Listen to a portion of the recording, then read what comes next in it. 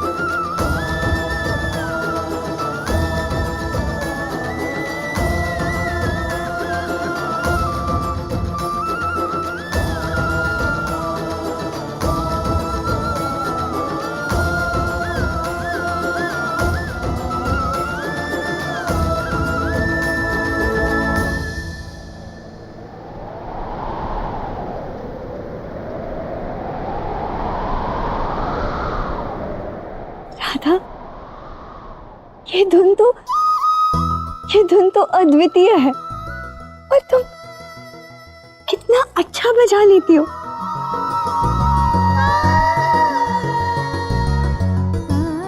वैसे सिखाई भी तो कृष्ण ने है, तो अच्छा ही बजाओगी। नहीं रुक्मिणी, ये बात सिखाने की नहीं है, बात है कृष्ण को समझने की। तुम भी कृष्ण को समझ जाओगी ना, तो ये धुन बड़ी ही सरलता से बजा पाओगी।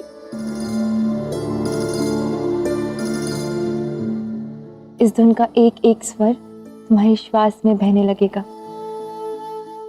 राधा, कृष्ण तो पहले से ही मेरे हर श्वास में है। अर्थात मैं भी इस बांसुरी को बजा पाऊंगी।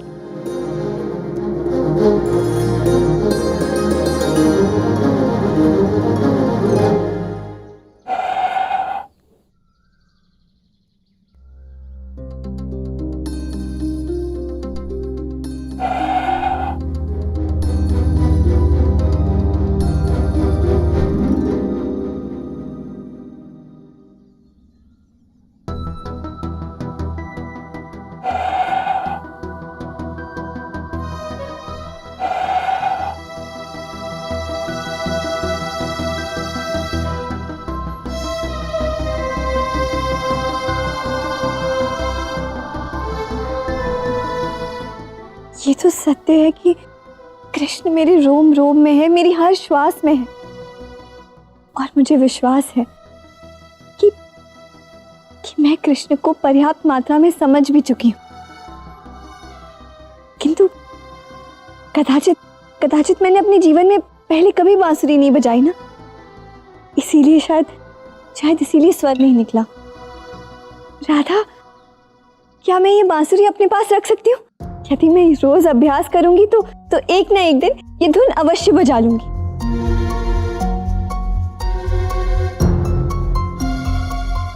क्यों नहीं, तुम इसे रख लो। इसके हर एक स्वर में कृष्ण है। कदाचित यही तुम्हारी सहायता करे कृष्ण को समझने में।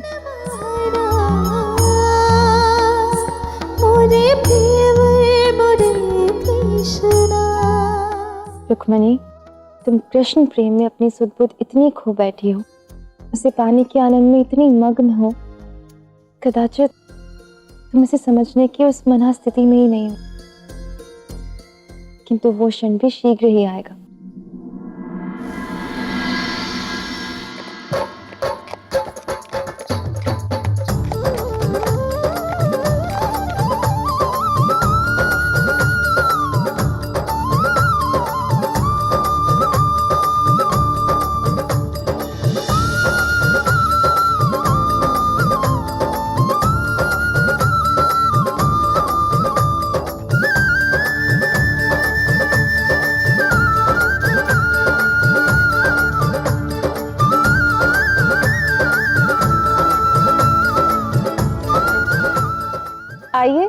घर पे सबके साथ भोजन ग्रहण करे फिर प्रस्थान कर लेना। बलराम दाऊ, द्वारकाधीश का संदेश आया है।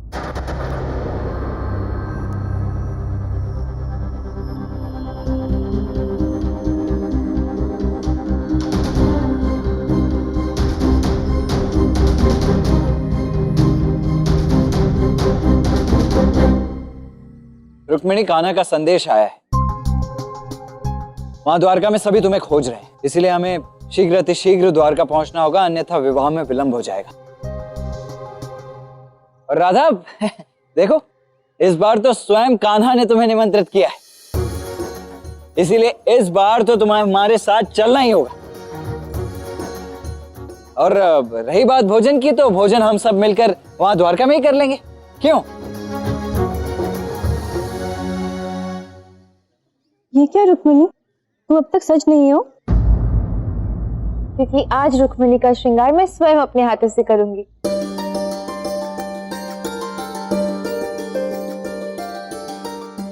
राधा इतनी खुश है, इसका अर्थ है रुक्मिणी ने कृष्ण को पूर्ण रूप से जान लिया। ये तो और भी अच्छा है। मैंने तुमसे कहा था ना कि राधा के जैसा श्रृंगार कोई नहीं कर सकता। आज तुम देख भी लेना कैसे स्वयं तुम्हारे विवाह के लिए राधा तुम्हें सच करेगी। आओ चलो, तुम भी चलो।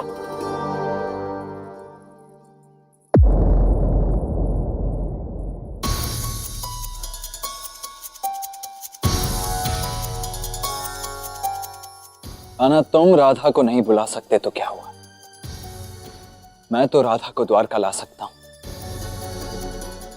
तुम कहते हो ना कि नियति ये निर्णय लेगी कि राधा द्वारका कब आएगी, किंतु मैं ये कहता हूं कि ये निर्णय राधा का दाऊ बलराम लेगा और राधा द्वारका आज ही आएगी।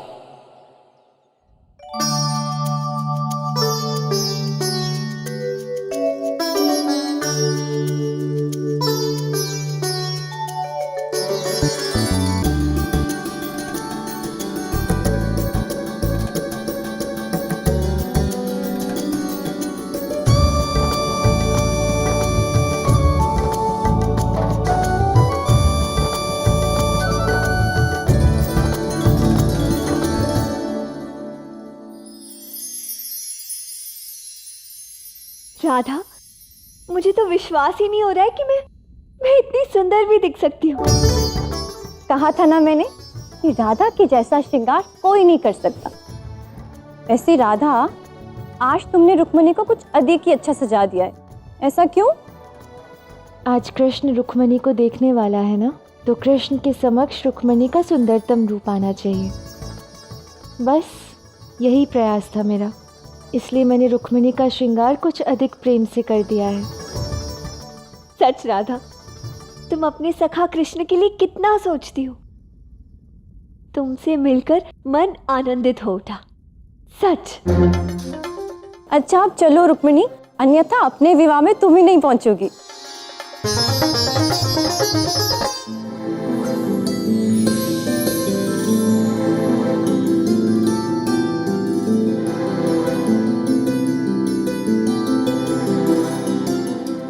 रुक्मिणी जा रही है कुटिल।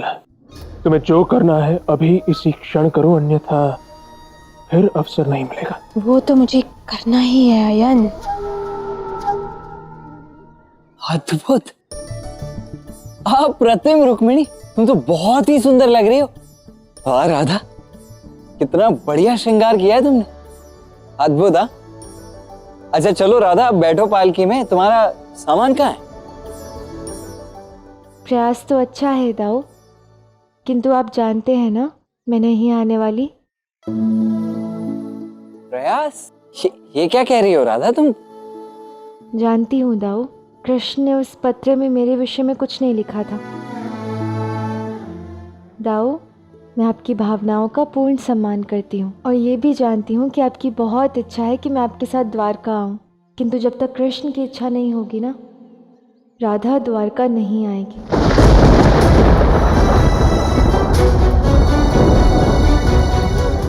किंतु राधा, मेरा यहाँ आने का उद्देश्य ही तुम्हें साथ ले जाना था। कृष्ण ने तुम्हें नहीं बुलाया तो क्या हुआ? मैं उनकी होने वाली अर्धांगिनी हूँ, उनका आधा अंग। मैं तुम्हें आमंत्रित कर रही हूँ, तुम चलो हमारे साथ। रुक्मणी, तुम्हारी उदारता और स्नेह के लिए बहुत बहुत धन्यवाद।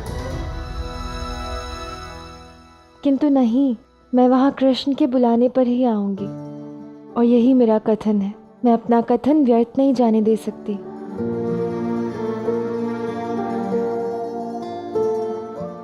किंतु राधा, मुझे तो लगा था कि तुम वहां आओगी और कृष्ण से संबंधित जो भी अधूरी बातें हैं वो सब मुझे विस्तार से समझाओगी। अब तुम तो वहाँ हर्षण कृष्ण के साथ ही रहने वाली हो ना, तो सारी बातें समझ जाओगी। और यदि नियति ने चाहा तो मैं भी अवश्य आऊंगी और फिर सारी बातें बताऊंगी।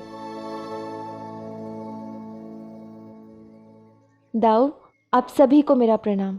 अभी मेरी पूजा का समय हो गया है, मुझे जाना होगा। तुमसे मिलकर बहुत बहुत अच्छा लगा रुक्मणी। ध्यान से जाना और आनंद से विवाह करना। मैं चलती हूँ। धन्यवाद राधा।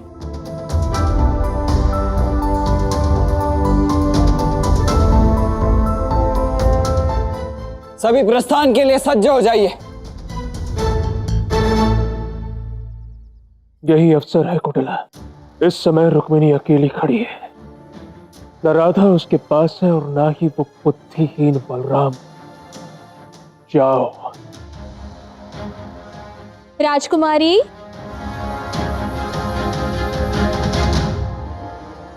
अपनी सखी कुटिला से विदा नहीं लेंगी?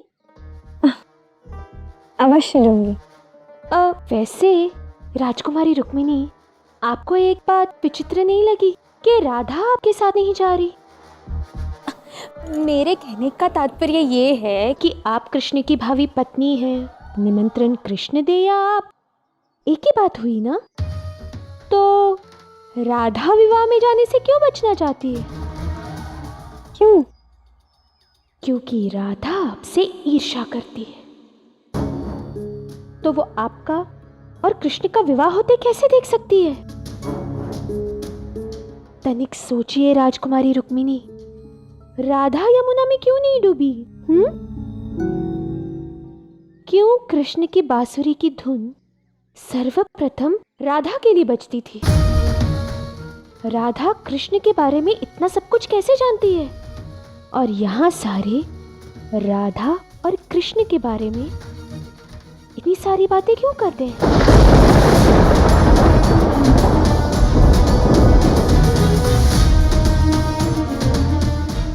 तो रुक्मिणी, समय हो चुका है, इसीलिए बैठो पालकी में और शीघ्र चलो।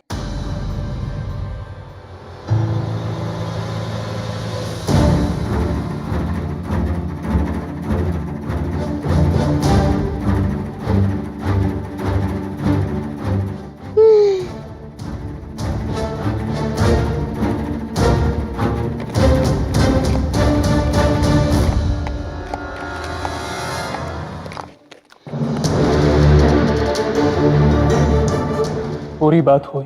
नहीं, किंतु संदेह के लिए एक बीज ही पर्याप्त है जो मैंने बो दिया है। अब रुक्मिणी जैसी भोली भाली कन्या के मन में ये संशय का बीज एक विशाल वृक्ष का रूप ले लेगा, जिसकी जड़ें राधा और कृष्ण के जीवन को हिलाकर रख देगी। अब केवल इस वृक्ष के फलों की प्रतीक्षा है अयन।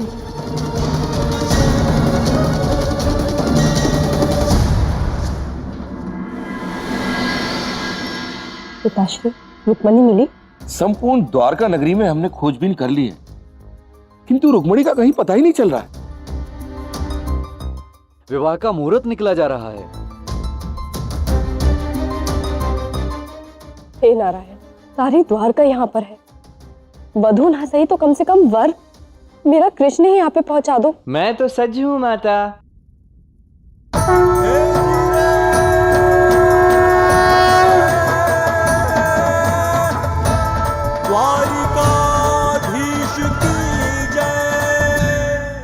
कृष्ण, तुमने कहा था रुक्मणी यहाँ पे समय पे पहुंच जाएगी, किंतु वो तो अभी तक आई ही नहीं। अभी तो उसको सच भी होना है और विवाह का मुहूर्त निकला जा रहा है। मैंने आपसे कहा था आप निश्चिंत रहिए, रुक्मिणी समय से पूर्व ही आ जाएगी। वो तो सज्ज भी हो चुकी हैं।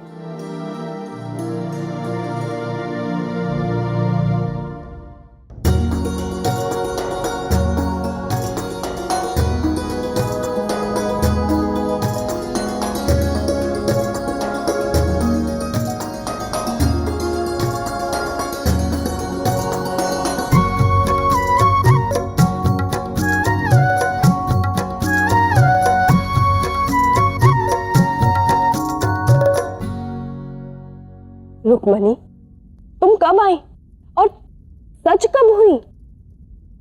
जी मैं रेवती भाभी के साथ बाहर गई थी। सच, आज तुम बहुत सुंदर लग रही हो। सत्य में आज हमारी पुत्र वधू अत्यंत सुंदर लग रही है।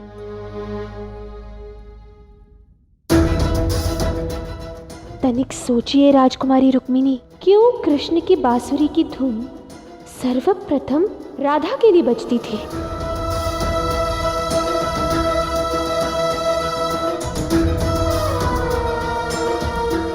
सारी द्वारका इस विवाह की प्रतीक्षा में है। चलो जयमाला से आरंभ करते हैं।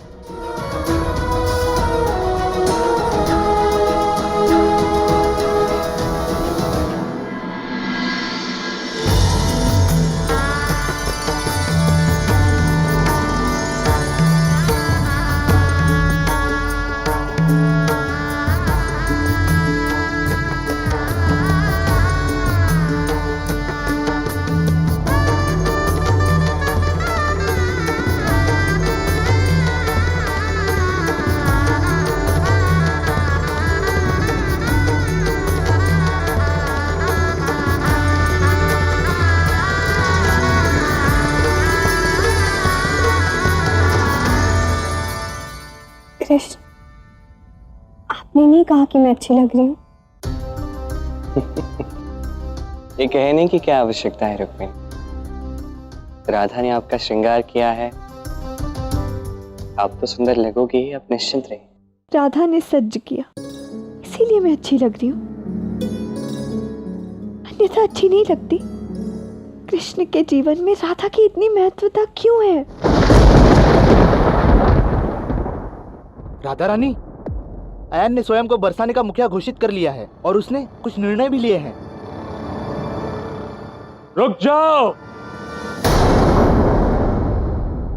तुम लोगों का साहस भी कैसे हुआ यहां आकर इससे कुछ भी पूछने का? एक बार बता दिया ना। राधा इस समय बहुत आहत है, उसका मानसिक संतुलन कदापि ठीक नहीं है। उसका वो परम मित्र कृष्ण, वो राधा की उपस्थिति के बिना ही अपना विवाह संपन्न कर रहा है। यहां तक कि उसने इसे अपने विवाह में बुलाया तक नहीं। बस अब वो और दुख नहीं सह सकती। अब ये सारे दायित्व मैं संभालूंगा।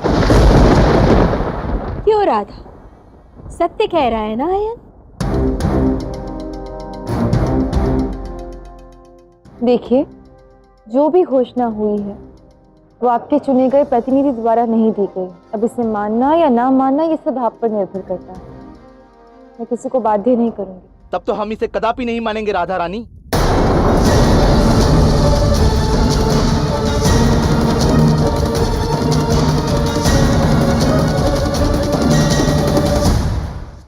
ये तुमने अच्छा नहीं किया राधा। अरे उस कृष्ण ने तो तुम्हें छोड़ दिया, किंतु यदि तुम्हारे उस कृष्ण के साथ रास लीला के विषय में, तुम्हारे प्रेम प्रसंग के विषय में यदि पूरे बरसाना वासियों को ज्ञात हो गया तो उसका परिणाम क्या होगा तुम्हें ज्ञात भी है? अयन, कुटिला जी, ये दायित्व मुझे स्वयं कृष्ण ने दिया है। अब भले ही उसका दिया गया उपहार हो या दायित्व, मैं उसे कभी नहीं त्यागूंगी। मैं कृष्ण की प्रसन्नता के लिए कुछ भी कर सकती हूँ, कुछ भी सह सकती हूँ। अब भले ही कृष्ण मुझे छोड़कर रुक्मिणी से विवाह ही क्यों ना कर रहा हो, मेरी तो यही इच्छा है कि रुक्मिणी ही वो कन्या बने जो कृष्ण के योग्य हो। मैं तो केवल और केवल कृष्ण का सुख ही तो चाहती हूँ।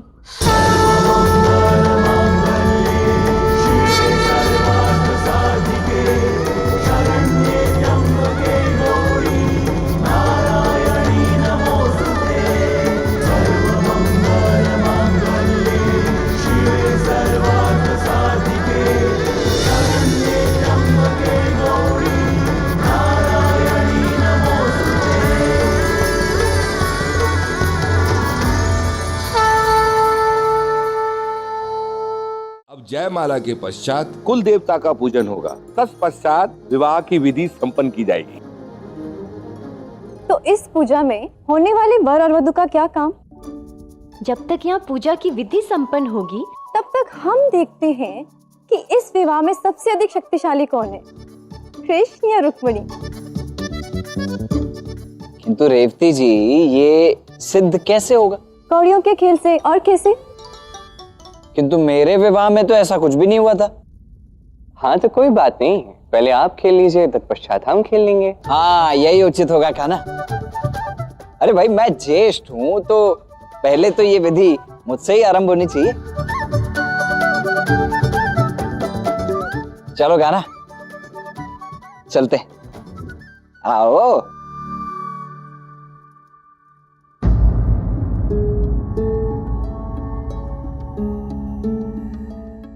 रुक्मिणी, एक क्षण मेरे साथ चलो।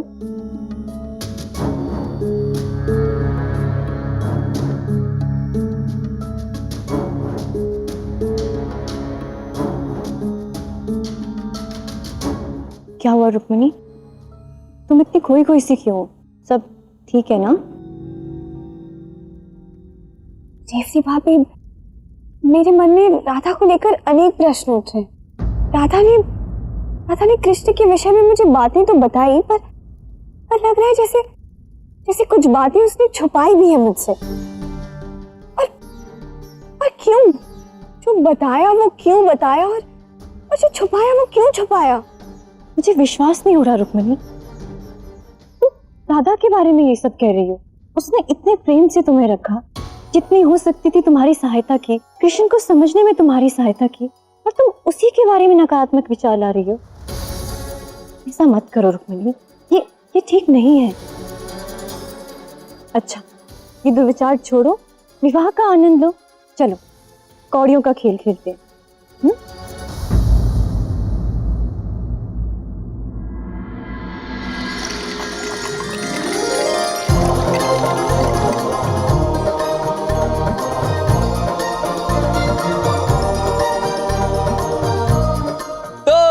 प्रतियोगिता कुछ इस प्रकार होती है कि जो सबसे अधिक कौड़ियां निकालेगा वही होगा विजेता।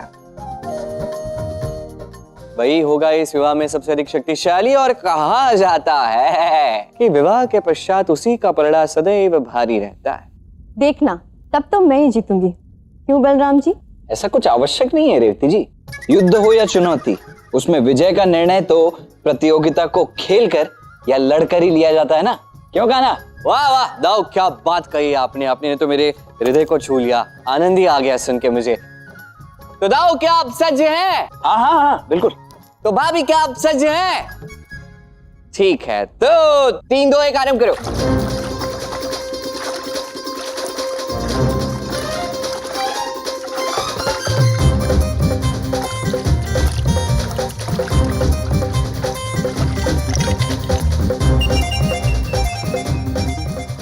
अरे कैसे पति हो आप बलराम जी? 1-2 कौड़ी तो निकालने दीजिए ना। अरे कैसी बातें कर रही हैं रेवती जी, मैंने तो यही सीखा है कि प्रतिद्वंदी को कोई अवसर देना ही नहीं चाहिए। यदि आपको जीतना तो अपनी प्रतिभा पर जीतिए ना। वैसे भी आपका पति हारने वालों में से नहीं है, तो मैं तो नहीं हारने वाला हूं। वाह, क्या बात कही आपने, पुनः एक बार मेरे हृदय को छू लिया। सही जा रहे हो, भाभी को हरा दो। पत्नी हूँ आपकी, कुछ प्रेम है या नहीं? प्रेम तो अथाह है रेवती जी, किंतु प्रेम का प्रतियोगिता से क्या संबंध है?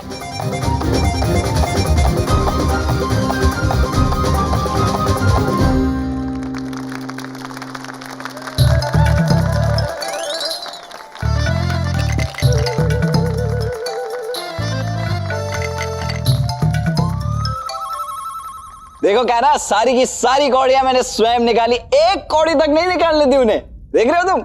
अद्भुत, क्या बात है। आपने तो युद्ध की बात ये खेल खेला है, और वो भी स्वयं अपनी पत्नी के साथ। तालियां बजाओ। हाँ, देखिए रेवती जी, मैं जीत गया। सारी कौड़ियां मैंने स्वयं निकाली है, आपको एक भी नहीं निकालने दी।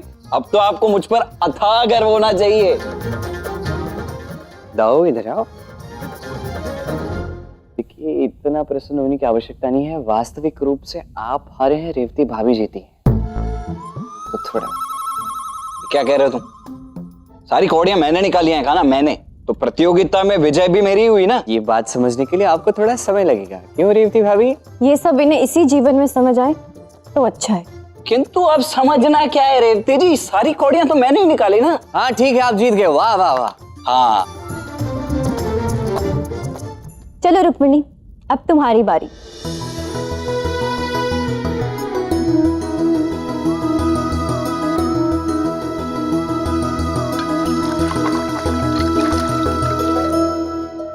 तो कान्हा, तुम्हें ये प्रतियोगिता जीतनी ही है, बिल्कुल अपने दाव की भांति, चाहे कुछ भी हो जाए। हारने का प्रश्न नहीं उठता, जीतना है अर्थात जीतना ही है। बलराम जी, आप तो रहने दीजिए। कृष्ण आपकी भांति नहीं है, मैं जानती हूँ। वो इस खेल को खेल समझकर खेलेगा, युद्ध समझकर नहीं। और एक पति की भांति अपनी पत्नी को जीतने का अवसर देगा।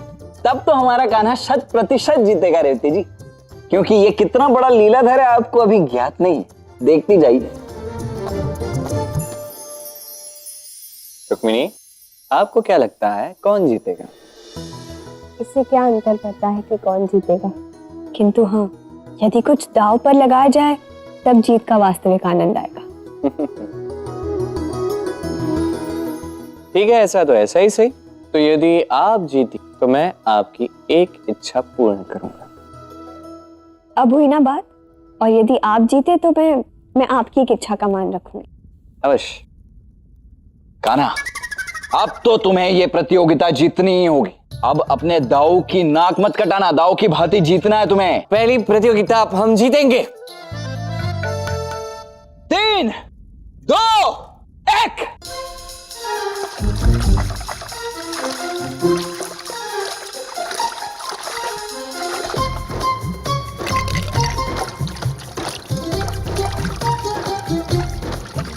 कान्हा, ये क्या कर रहे हो तुम?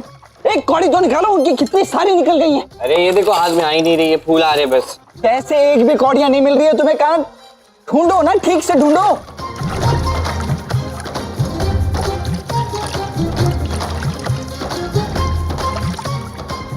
कान्हा देखो, मैं सब समझ रहा हूँ, मैं सब समझ रहा हूँ, दिख रहा है मुझे। देखो, ये नौटंकी बंद करो और निकालो कौड़ियां, अन्यथा हार जाओगे। अरे मैं ही विजय हूँ, आप निश्चिंत रहिए।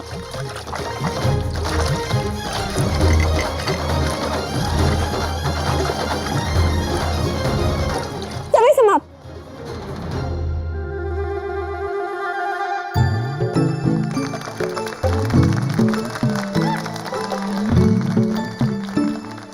इस खेल की विजेता रुक्मिणी हुई।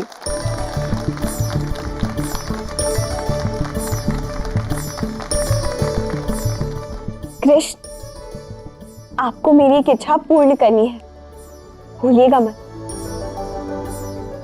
नहीं भूलूंगा।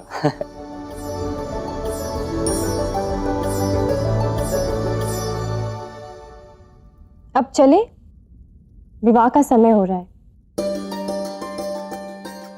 हाँ, चलते हैं, चलिए चलिए।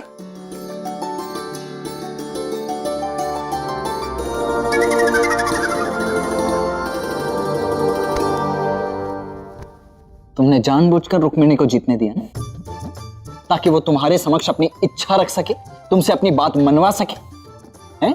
बताओ, ये क्या खेल खेल रहे हो तुम? अरे मैंने आपको बताया ना कि मैं बताता कभी नहीं हूं, मैं सीधा करके दिखाता हूं। देखिए ना, यहाँ जो भी मैंने किया वो अत्यंत आवश्यक था, और वो आपको समय के साथ शीघ्र ही ज्ञात हो जाएगा।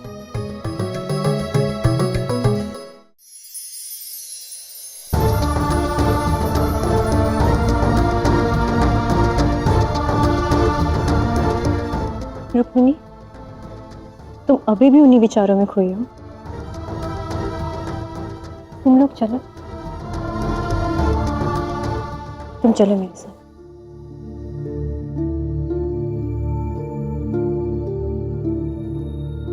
देखो रुक्मिणी, राधा को लेकर मन में ऐसे विचार अनुचित है। जानती हूँ रेवती भाभी, मैं भी राधा के विषय में कुछ अनुचित नहीं सोचना चाहती, किंतु जब तक मेरे प्रश्नों के उत्तर नहीं मिल जाते मन तो व्याकुल रहेगा ही ना। और जब बात कृष्ण से जुड़ी हो तो उत्तर चाहिए मुझे। और फिर फिर कुटीला ने मुझे ऐसी बातें बताई कि वो बातें मेरे मन में बस गई हैं। कुटीला ने क्या कहा? उसने कहा कि क्यों सब राधा कृष्ण की इतनी बातें करते हैं, क्यों कृष्ण राधा के लिए ही बांसुरी बजाते थे, क्यों मेरे बुलाने पर भी राधा यहाँ नहीं आई, क्यों राधा चाहती है कि कृष्ण ही उसे बुलाए। ये किसकी बातों में आ गई हो तुम रुक्मिणी? हो क्या गया है तुम्हें? तुम राधा के बारे में ऐसा कैसे सुन सकती हो? क्या तुम जानती नहीं राधा कितनी अच्छी है, कितनी पवित्र है, मानो मनुष्य नहीं देवी हो। उसने क्या कुछ नहीं किया तुम्हारे लिए, जबकि राधा कृष्ण से प्रेम करती है और कृष्ण राधा से।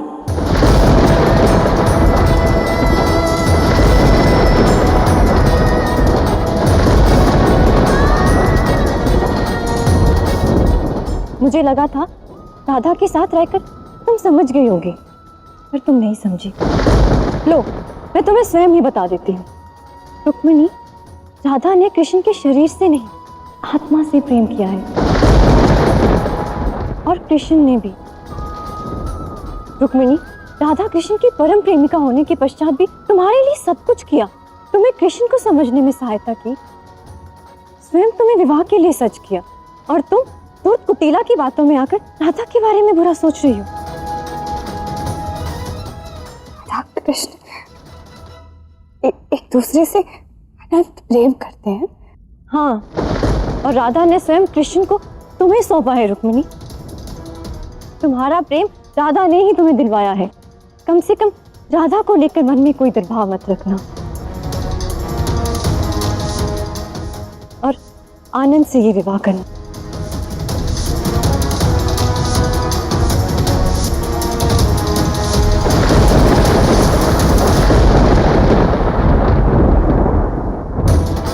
जो खीर कृष्ण को इतनी प्रिय है, तो भला मैं कैसे भूल सकती हूँ।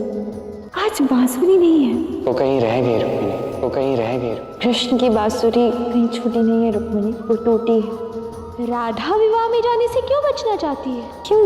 क्योंकि राधा आपसे ईर्ष्या करती है। ये ऐसा नहीं हो सकता। ये कैसे संभव है? हो सकता है कि राधा कृष्ण से प्रेम करती हो, पर कृष्ण तो मुझे से प्रेम करते हैं। ये विवाह इस बात का एकमात्र प्रमाण है।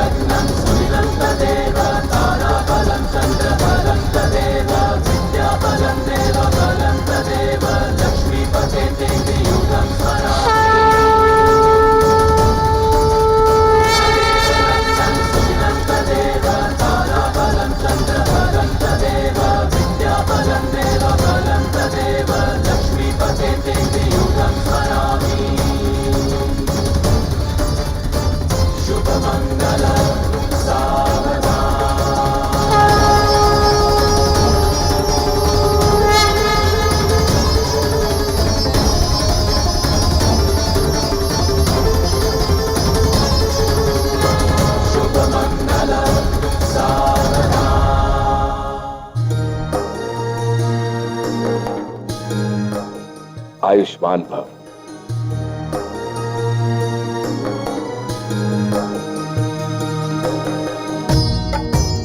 दीर्घायु भव।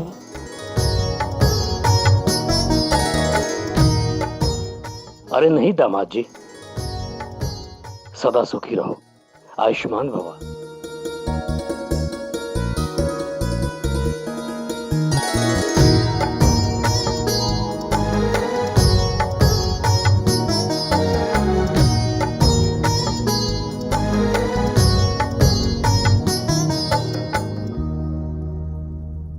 अब सिद्धाश्रम के तीर्थों का दर्शन कर, वहां के कुंड में डुबकी लगाकर और अपनी मनोवांछित इच्छा को मांगकर ही इस विवाह को पूर्णतः संपन्न माना जाएगा।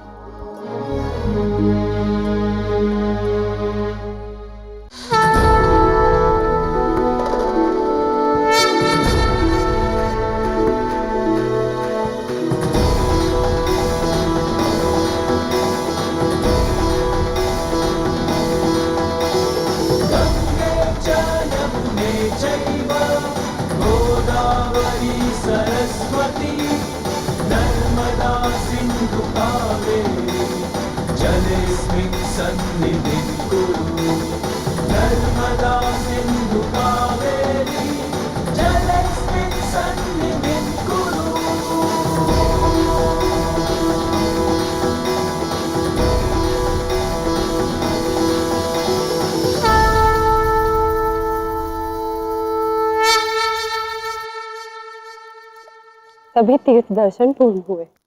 अब वर वधु इस कुंड में डुबकी लगाएंगे और एक मनोकामना मांगेंगे जो इस कुंड की शक्ति से पूर्ण होगी। किंतु स्मरण रहे, मन में केवल प्रेम होना चाहिए। कृष्ण और रुक्मिणी, अब तुम दोनों शीघ्रता से आगे बढ़ो और जल में डुबकी लगाकर विवाह की इस विधि को भी संपन्न करो।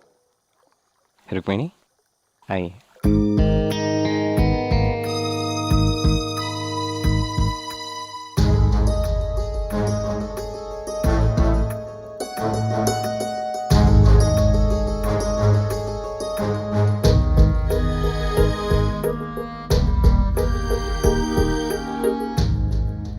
नहीं,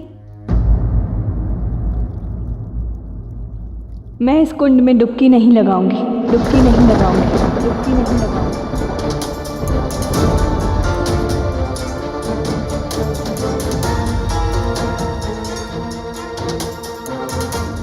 क्यों रुक्मिणी, क्या हुआ?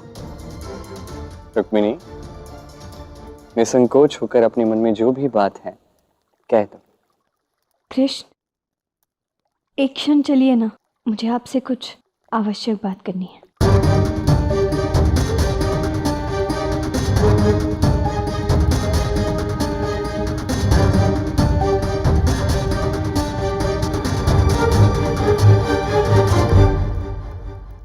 कृष्ण, राधा का बहुत बड़ा उपकार है मुझ पर। आपने कहा था ना कि आप मेरी एक इच्छा पूर्ण करेंगे, तो राधा को यहाँ ले आइए, द्वारका।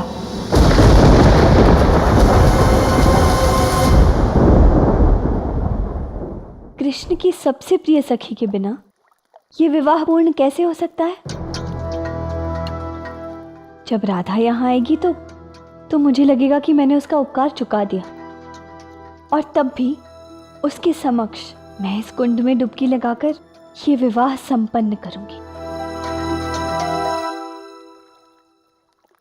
यदि आपकी यही इच्छा है तो मैं आपको वचन देता हूं, ऐसा ही होगा। कितना अच्छा विचार है रुक्मिणी का। यदि राधा यहाँ आएगी तो हम सभी को कितना अच्छा लगेगा, है ना कान्हा? पंडित जी, अगला शुभ मुहूर्त कब है? अगली पूर्णिमा को। उचित है, अगली पूर्णिमा तक राधा यहाँ आ जाएगी। तत्पश्चात राधा के समक्ष हम हमारे विवाह की विधि पूर्ण करेंगे।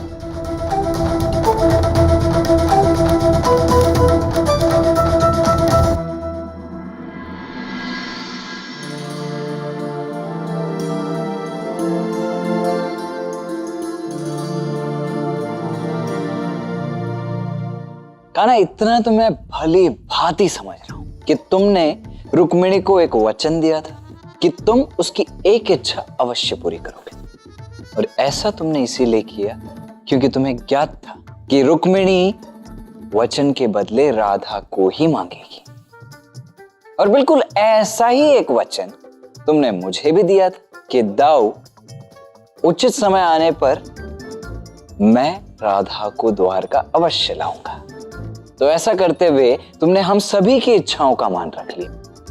यहां तक की परिस्थिति मैं भली भांति समझ गया, किंतु आप मुझे ये समझाने का कष्ट करो कि ये सब तुम अब क्यों कर रहे हो?